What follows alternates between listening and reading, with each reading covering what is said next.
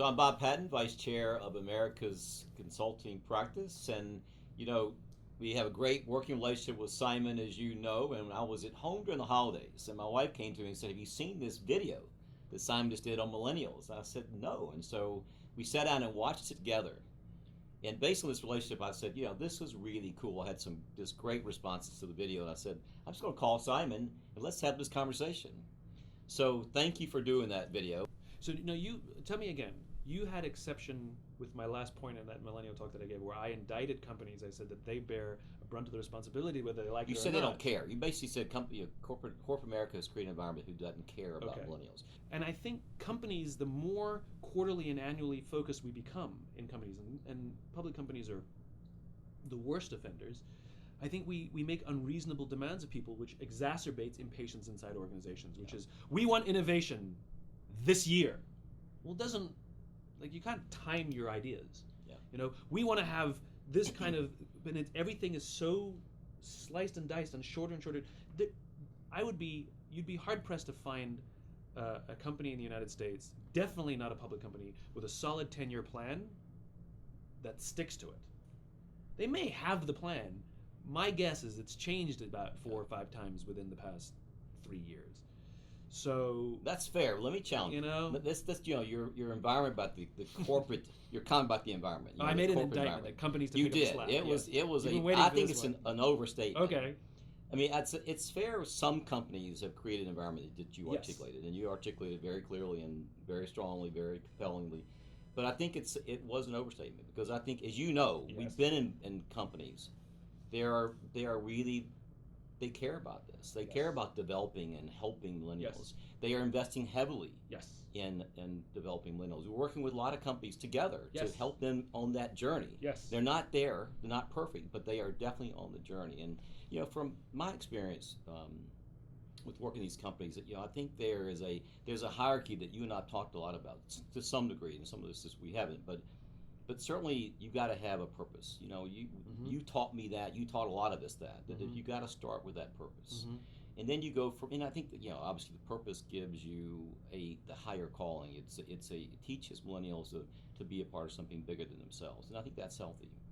Then many companies are saying, now that we've got a purpose, what is the teaming environment? Because I think it's so healthy for millennials to work within a teaming environment, and it teaches them to tackle those big complex challenges you can't fix overnight, to be responsible, to care about your other team members, to think inclusively. When you get into a team, you learn the messiness of inclusive thinking, and I think that's the environment of teaming. And then you get down to, lastly, to development, because the individual development matters in the context of team, because it's supporting the purpose. And I think that's what we got to. You're talking about it in functional companies, and I agree with you. Yeah. Of course, there are companies that do it well. Of course, and the problem is there aren't enough of them. There are too many companies that still fully embrace and practice business theories that harken back to the 80s and 90s, where they rank and yank people, where they use annual layoffs as a means of balancing the book annually, and the hypocrisy. What I cannot stand is the hypocrisy of companies saying, "Oh, we care about our people and balance and inspiration. Oh, the numbers didn't work out this year. You lot, not you." And that, in the words, talk becomes cheap, which is in one fell swoop. It's like cheating on someone.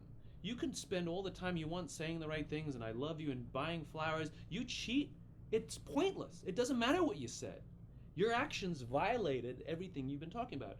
Of course there are good companies that say and do the right things. Of course there are companies where the executives are well-intentioned. They don't have it figured out. You and I have met with some of those executives. They want to do the right thing.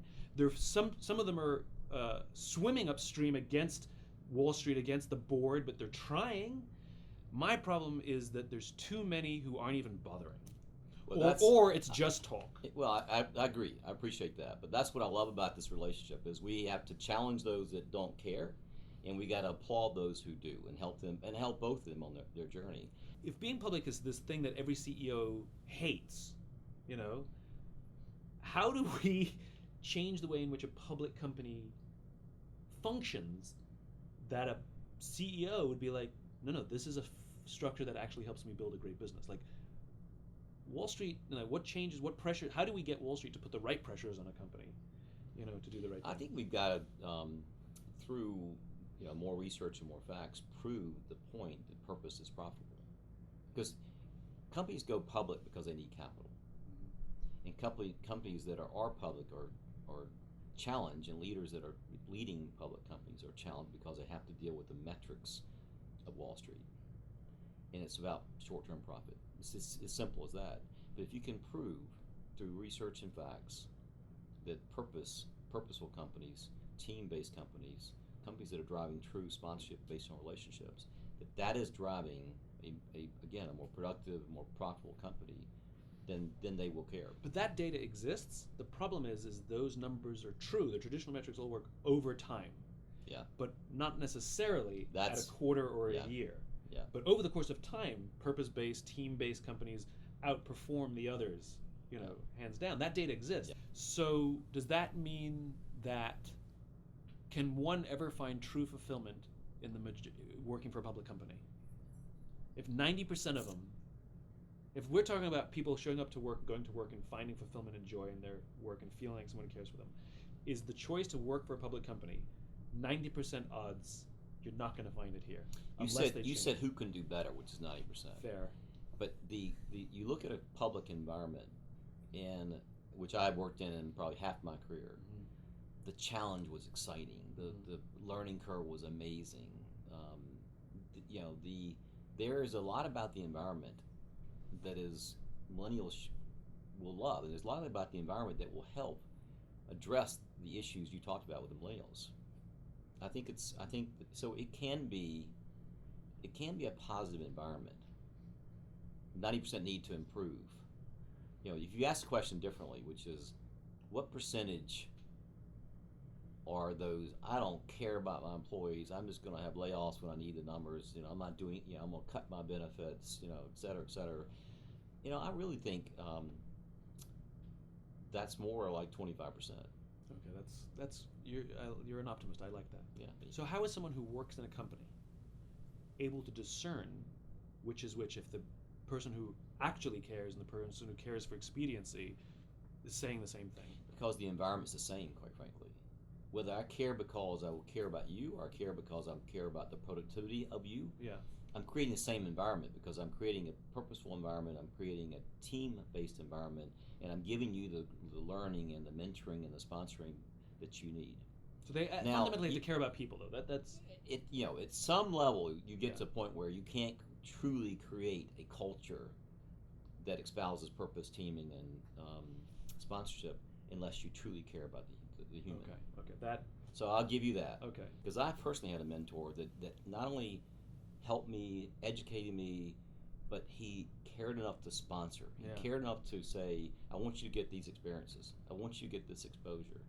And he told me what I was good at, and he told me what I was not good at. He gave me honest feedback. For you to come out with it's an official opinion that mentoring and sponsorship and real leadership education, empathy, patience, these things need to be built into the way a company works, I think is a big deal, and it's part of the reason I think you and I get along. But I think you're not a mid-ranking person saying, oh, I wish that they, you're a senior person that says, no, this stuff matters.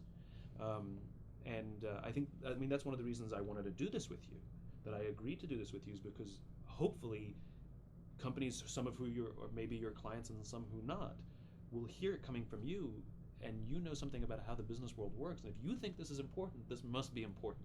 So I love the fact, let's face the brutal facts together. Yeah. And then let's also applaud and celebrate those companies, those leaders that are being purposeful and driving positive change. Amen.